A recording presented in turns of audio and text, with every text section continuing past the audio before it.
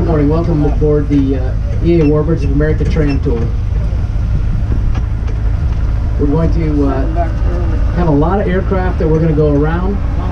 We're going to be able to talk a little bit more about some than others. We're going to try to hit on all the unique types. I guarantee you that some of you know more than I do about some of them, but I know a little bit about nothing. So, and I got the microphone. That's another thing. The ones on the right here, we're going to go past versions of all of those later on, so we're going to cover those later. We're going to start out by going into Fighter Town. And Ron, I know you can hear me. The way we went through last time is closed off in front of the Yak, so we're going to have to go by the tails of the Spitfires and the P40s. Two are going right bound. Yeah, there you go. They constantly are moving aircraft out here on us, and where we went last time doesn't always work, so bear with us on this. There's a Corsair right here off our right that I'm going to talk about later, so I'm just going to skip that one and let you know it's a Corsair. Right in front of the tractor now, be coming off our left. The red star on the tail, that is a Russian Yak-3. That was a fighter in World War II era. It was wood wing. Gross weight is 6,000 pounds and 1,400 horsepower, so it was pretty spunky. They liked it. It was a good fighter. A couple of P-51s on the left we'll address later. I want to talk about the next one on the left with the black and white stripes, the British Rondell. That is a Supermarine Spitfire, British built. The next one beside it, the tan and brownish colors, is a Hawker Hurricane, also British. Those are the two aircraft the British used mostly in the Battle of Britain. Those were the frontline fighters. The Hurricane didn't get the press the Spitfire did because it isn't as sexy, but it actually shot down more aircraft. And it had the Rolls-Royce Merlin engine in it. The next three on the left, the tail towards us, that's a Curtiss P-40 Warhawk. That was the United States Army's frontline fighter when we entered World War II. Had an Allison engine, it was a single-stage supercharger, so it lost power above 15,000 feet. It was good below that, but not so good at high altitude, but it was rugged and it was what we had. Best known for the China, Burma, India theater, for the Flying Tigers, which the second two are marked as. During the Battle of Britain, the Germans were shooting down a lot of Spitfires and Hurricanes, and the British couldn't build them fast enough. They need more fighters. So they came to North American Aviation to ask them to build that Curtiss P-40 for them. Well, North American didn't want to build somebody else's design, so they said it's going to take us 120 days to be able to build the P-40. In that same amount of time, we will build you a brand new design that will be better. The result was the P-51 Mustang. There's a row of them off our left. Now these are a later version, but they're representative. The P-51A had that same Allison engine in it, so above 15,000 feet it wasn't very good. Very good down low. The British used it as a reconnaissance and ground attack aircraft. Then one of their test pilots came up with the idea of putting that Merlin engine in it. That changed everything. The P-51A had a top speed of 390 miles an hour. P-51B or C could go 440 miles an hour. The only difference in the B or C was where it was built, Texas or California. And that losing power above 15,000 feet, now they had a ceiling almost 42,000 feet. So it took a so-so high altitude performer and made it great.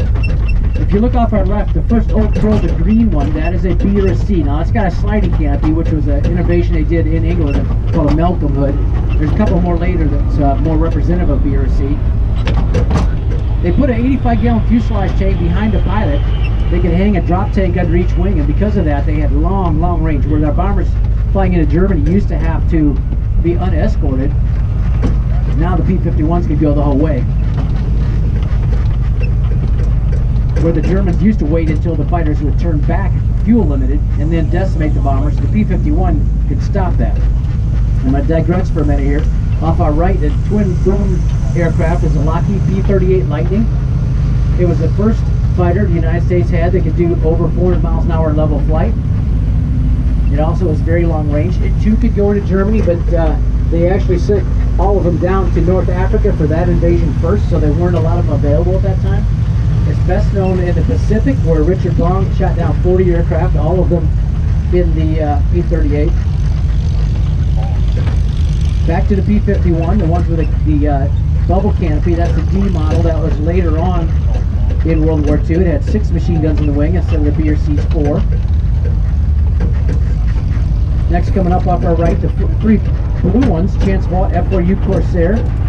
It was the longest propeller-driven fighter the U.S. ever had in production, 1942 to 1953. It's the first single-engine fighter to go over 400 miles an hour in level flight. It was used into the Korean War by the Navy as a ground attack aircraft. It was outclassed as a fighter against the jets. I told you about the segmented canopy. If you look on the left here, the blacktail one, the one by the cameraman there, that is a B or a C, has the segmented canopy. That's how it originally came. That Malcolm sliding hood gave them more visibility, and that was a change that came from the Spitfire. If you look under the belly of that, you see that there is a scoop there. These were used in the Korean War. That scoop is where the radiator is. These are liquid-cooled engines. So in the Korean War, they were used as ground attack aircraft, where they didn't do as well because all it took was one bullet in that radiator or the coolant lines, and the engine was going to seize up. Back to the escorting the bombers. Before they could take them all the way to Germany, in early 1944, for every 1,000 bomber crewmen, 712 were either killed or missing. Another 175 were captured in POWs. So 89% of them did not complete the required 25 missions, which that is a devastating loss rate. It's just phenomenal what they were doing when you stop and think about those numbers. But when the B-51 came along, after the war, they headed the German Luftwaffe. Hermann Goering was quoted saying that when he saw escorted bombers over Berlin, he knew that the war was lost, and that was the B-51. Off our right, our living history encampment.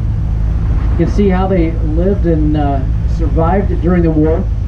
When you think about it, let's be a crew chief on a B-17. They lived and worked on those planes out in the open at night. So a lot of them lived in these tents by their airplanes, so they didn't have to go back and forth to their quarters. Engine changes, wing changes, that was all done out there in the weather.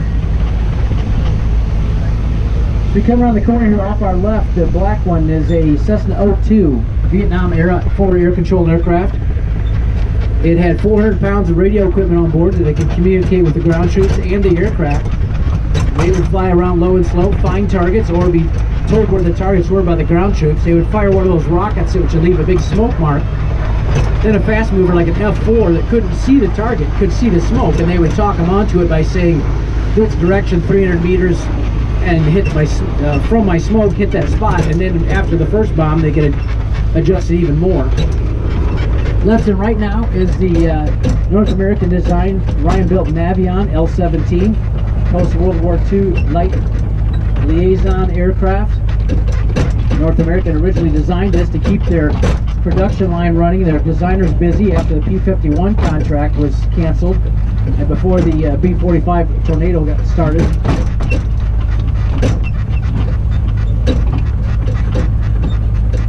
Four seats to that aircraft, so it's kind of like a family cruiser now. We're going into the Red Star area, the Soviet block aircraft. The ones with the squared off tails and the bent up wing are the Chinese-built Nanchang CJ-6. The ones with the rounded tail and the straight wing are the Soviet Union's Yak-52.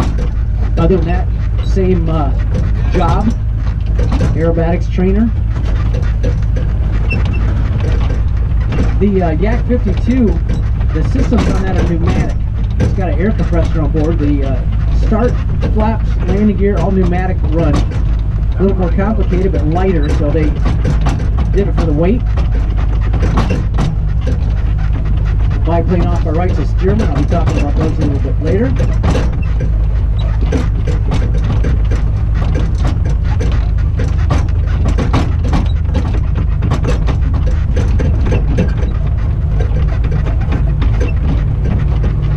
The green one with the yellow 52 on the right side there, and then the next three beside it are Scottish Aviation Bulldogs, a training aircraft.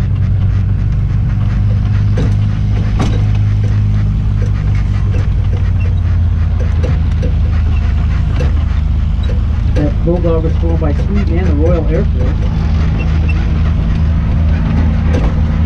The yellow, or the red, the silver with the orange tail off our right. That's the de Havilland Chipmunk, used by the British as a trainer. The next one, the blue one with the yellow 44, is a Vultee Valiant, a BT-13, a basic trainer. The aircraft taxiing across in front of us there, the Jets, those are Airborne Hotie L-39s. Czech built aircraft. That's the first jet aircraft to use a turbofan engine. Soviet block aircraft. Immediately off our right is another Navion. Off the left on the ends, another BT-13. The troops called it the Vultee Vibrator because the canopy ran so bad when it was running. Next on the left is the TB-30 Epsilon, a trainer. That was built by Catalina. The French Air Force used them to replace their Foucault Magister jets, which were much more economical. I'm going to digress here. Anytime we're going behind these aircraft, you see somebody in them, keep an eye out for starting up, because the prop wash will put your hat 2 rows over. So hang on to things if they do start one up. Off our left, the green camouflage one is the Soviet Yak-18T. 4-5 place, fully aerobatic. Aeroflot did all of their aviation training in those. Then another TB-30. The biplane off the left in German markings is a Tucker Youngman B-131, 1930s era trainer for Germany. It was very well liked. Some were actually put into production in the 1990s. Then you have a Warbird Catalina, which was used by the Navy to train their midshipmen, or not train them, but to give them a taste of aviation, see if they wanted to be one. The red one here on the left is a SF-260 built by Marchetti, a trainer, could also be a light ground attack. The one on the right, the single-seater, the Red Star, red cowling, that's a Yak-50, not actually a Warbird, but a aerobatic competition aircraft.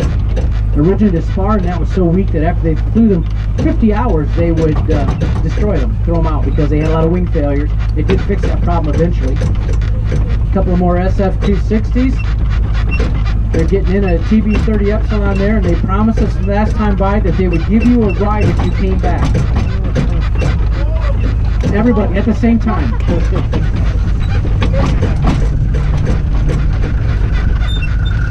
Another Vultee Vibrator off our left. The basic trainer, the primary trainer with difference, didn't have a flaps or a controllable pitch prop or radio. They were just learning to fly. These were had to deal with that multitask. Off our left here is the PT-17 Stearman, designed by Stearman, actually built by Boeing. They bought the company. The next two look a lot like that, but if you look at the struts on the outside part of the wing at the rear, it seems to have an extra one on these next two. That's a Naval Aircraft Factory N3N, built by a government-owned factory, the only one in World War II we had. The fuselage on that, the right side was fabric, the left side was metal, so they could take those metal panels off and do the maintenance easier. And, I'm kind of grouping that PT-17 together because that's one that had a Continental engine, it had a Lycoming engine, it was a PT-13, if it had a Jacobs, it was a PT-18, so you really can't tell without looking unless you walk up and look at what the engine is. Now we're going to come into our L-Bird liaison aircraft area. Off the right are some Stinson L5s. The one in the corner to our right with the nose towards us is a L2 Tailorcraft. The silver one off the left front is a L16 Bronca. The next two are L5s again. The silver one off our hard left with the kind of narrowed down tail, the one where people are standing and talking, is a L13 built by Stinson. Right in the front of the tractor now, it'll be off our right as we turn with the black and white stripes on the wing. That is the Piper L4. And you see that contraption on top of the wing. When we were island hopping in the Pacific, sometimes they didn't have bases yet, but they were doing the naval gunfire. In order to be able to adjust it, they really needed an aircraft to do it right. They came up with that. It's called the Brody system. They would hang that on a wire off the side of a landing ship, power it up, take off, fly away. The wire would let him go. When he was done with his mission, he'd come back and snag another wire hanging on the side of the ship and come to a stop. And then they could winch him in. They could bring the aircraft in to service or fuel it. That was how they did it without a runway. What could go wrong? Off our left now, the Cessna O1 Bird Dog, a Vietnam era forward air control aircraft. They would mark it with the smoke rockets just like that O2. In 1975, a South Vietnamese major put his wife and 5 children in one of these at the end of the Vietnam War because he knew they would probably be killed. He flew offshore over the carrier Constellation, asked him to clear a deck so he could land and save his family. The captain pushed over $2 million worth of Ut1 South Vietnamese aircraft off the side. He landed safely. You can watch it on YouTube if you like. There's actually a video of it. Up our right is a Chipmunk. The orange one is a Beech Stagger Wing, also the UC-73, a transport in World War II. The blue one, number 70 on the nose, is a Fairchild Cornell PT-26 there with the enclosed cockpit, with an open cockpit with a PT-19. They also had one with a radial engine with a PT-23. At least one of these Chipmunks has a thing, as it came from the factory, the aft 2/3 of the wing was fabric, and the rid of the left wing, when you come back, give it a look, walk by here, there was a pull tab and a little red cross there. There was a first aid kit inside the fabric wing, so if you had an accident, you could pull that tab, rip the wing fabric open, and inside of it was a first aid kit. So you knew that the kit was there, you knew everything was in it, because you couldn't get it at it anyway, other than ripping the wing open. Here is our advanced trainer from World War II, the North American AT-6, as the Army called it. The Navy called it the SNJ. The British called it the Warbird. Flown by them and also 60 other nations. A very good trainer. This was the advanced trainer. Now you had a retractable gear, a 600 horse engine. They could put a machine gun on this to do gunnery training. They could also carry light bombs. That PT-26 back there had an enclosed canopy because the British needed to train in Canada with it. As these AT-6s came, you can see the exhaust is a very short stack there on the right side of the fuselage. I'm told the heater in this did a good job on the pilot's right foot. Other than that, not so much. Now, if you look down to our left, the second one on the row that we're just going by has an extended exhaust pipe going back. That is a Warbird. What they did was they extended the exhaust. That tube that's in the middle of it was open to the front. Then it went back into the fuselage. It would take in the outside air, be heated by the exhaust, and they would bring that into the cockpit. And then they would have a little bit more heat. Off our right now are the Beechcraft T-34 Mentors. That was built by Beech on speculation. They did not have an order. They took the Bonanza, narrowed the fuselage to 2 seats, 4.5. Stress it to plus 10.5, minus 4.5 G's, mark it as a trainer. The Air Force liked it. They flew it for 3 years. The Navy liked it. They flew it even longer until in the mid-70s they started putting a turboprop on the front of it. The T-34-6 gave it, or C rather, gave a little more of a throttle response like a jet. They flew those into the 90s when they replaced it with the T6 Section 2. There was actually a T-34C here later on. We'll go by it and I'll try to point it out.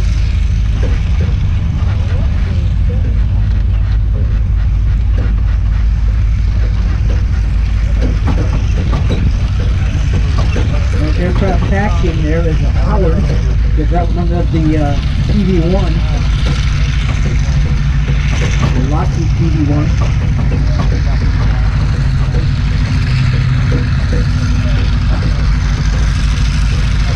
Off our left is some more AT-6s and SNJs.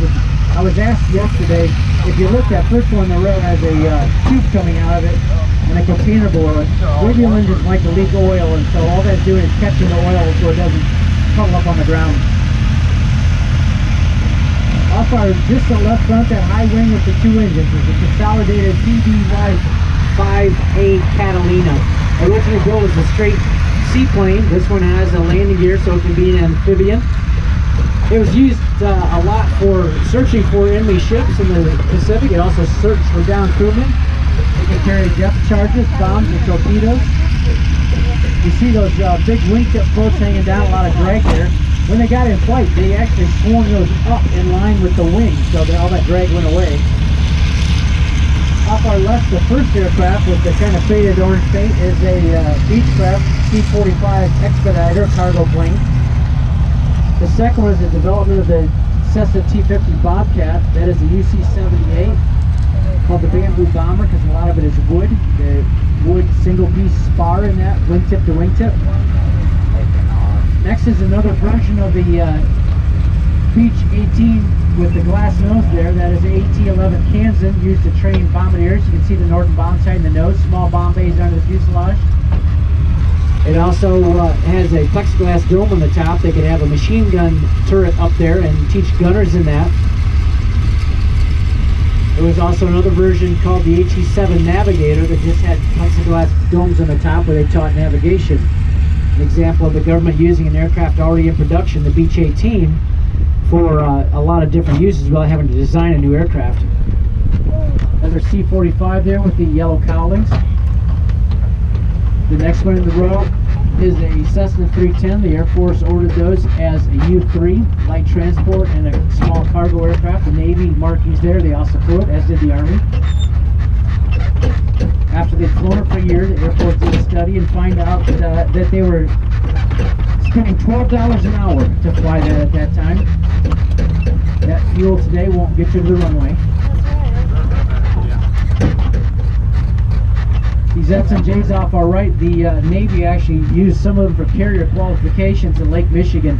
They had two paddle wheel steamers called the Wolverine and the Sable, but they were slow. So on calm wind days, they wouldn't get enough wind over the deck to land a F4f Wildcat, a Hellcat, no, Wildcat, or a Dauntless dive bomber. They just needed more speed. So when it started to back up, because they had several calm days, they would take the T6 or rather the S&Js out and carrier qualify with those.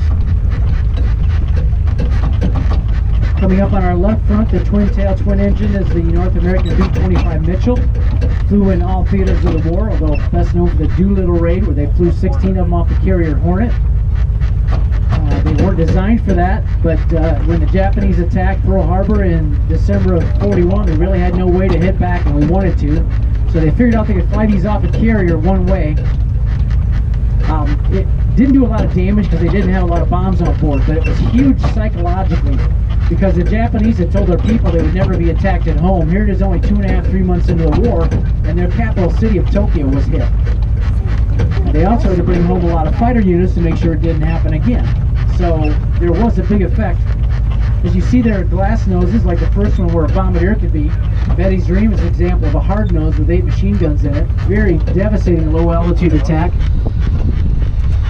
A lot of those changes were made in the field, and then they worked so well that they came out of the factory that way. Off our right, we have 4 examples of some Zeros, A6Ms, that are actually replicas built for the movie Tora Tora Tora. They were built from T6s. 45 of them built. Off our left, the Blue and Devil Dog, you can see there are machine guns on the fuselage under below the cockpit. They can actually add 2 of those on each side to add to that low-level punch. Very devastating on shipping. They actually had a model of this that had a 75mm cannon in the nose, and you can imagine the devastation that could do to shipping. Pilots swore when they fired it, the airplane actually stopped for a second in mid-air. Up our left, the tail closes us with the prop, the blue Navy marked aircraft. That is a T-34C. That is that turboprop version. The other ones in that row, we're going to flip around and come back to talk about those. I want to look out at the runway between those DC-3s off our left front now, soon to be off our right. Right where the VOR out there, there's a C-47 getting ready to take off.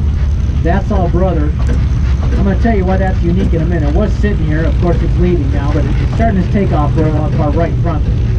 The C-47, C-53 were used in World War II. The difference between the C-47 had cargo floor, cargo doors on the left rear of the fuselage, and the C-53 was designed for parachute dropping and pulling a glider, so it didn't have those, but they didn't make a lot of C-53s because they found out the C-47 could do all the jobs just fine. Why I wanted you to look at that one taking off, that's all brother, because that is the aircraft that led the Normandy invasion, not just a replica of the aircraft that led. It is the aircraft that led the Normandy invasion. It's a very unique aircraft, history on the wing, and you just saw it taking off. It is being flown. They found it was over here to be converted into a turboprop. Somebody realized what they had, and the Commemorative Air Force bought it instead and saved that history for it. Those stacking out are some more examples of the P-51D Mustang with the bubble canopy, 6 machine guns instead of the P-4. Right in front of the lead Mustang, that jet behind the tug is a Northrop F5 Freedom Fighter. The ones off our right, soon to be off our left tail towards us, those are Lockheed T-33 Shooting Stars, a jet trainer developed from our F-80 fighter. They extended the fuselage by 3 feet, added seat controls, and it was our Air Force's jet trainer for many years. The next one in the row there is the Czech Airborne Hody L-39 Albatross. Then the one with the skull and crossbones is the S-211, a Marchetti-built trainer. One beside it again, also the one with the red star in the tail is a Soviet MiG-17 on our left. That is a Vietnam-era fighter used by the North Vietnamese at that time. A lot of those C47 C-53s came back. All the military equipment was stripped off and they started using them for cargo or people. This one sitting beside us here is marked as a DC-3. It may be, or it may be a C-47 that was converted. Now the gray tail towards us, bottom home Richard, that is a left side is an A4 Skyhawk. The one to its left, the silver, is a North American F-86 Sabre. That was our frontline Air Force fighter during Vietnam, or Korea rather. The first blue one with the wingtips folded up, Drummond F6f Bearcat, a little too late for World War II. The next blue one with the wings folded is the Grumman Tbf Avenger.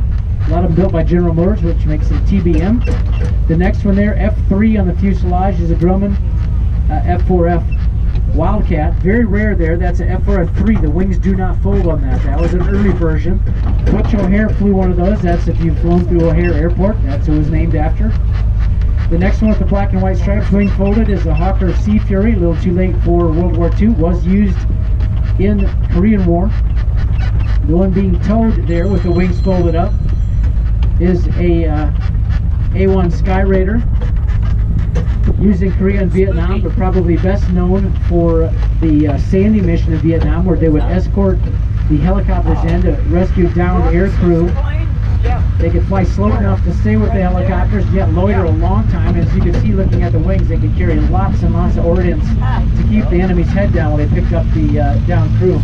Off our left as we turn, the first helicopter to our left is the Bell Ut1 Huey, kind of the face of World War II, our first turbine helicopter for the United States.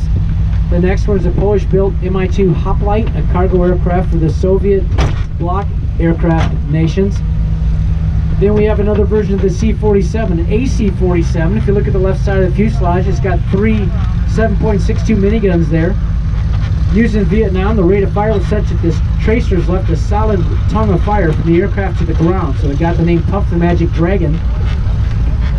And it had a rate of fire such that if they made one pass over a football field, it was supposed to be able to put a bullet in every square foot. That's another O2 beside us there. That is from the Vietnam War, forward air controller we talked about earlier. The helicopter off our left front, the rounded green fuselage, is a Hughes OH-6 Cayuse, called a light observation helicopter, so the nickname was the Loach for LOH. They were Vietnam Air. They would fly low over the jungle, have the rear doors off, a gunner would fire a machine gun down to get shot back at. That's how they found the enemy, very dangerous. Across the way, the blue one with the nose towards us is a Grommet F6f Hellcat. The Navy's aircraft in the Pacific shot down more Japanese aircraft than any other fighter. Another O2 to our left, and beyond that is a Cessna T57 Tweet. That was used as the Air Force jet trainer for over 50 years.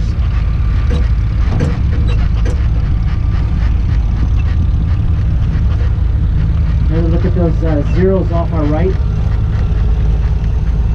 The lighter green one down there, 1, 2, 3, 4, 5, 6 down with the black cowl on the nose. That's a replica Kate B5N, also built for the movie Tora Tora Tora.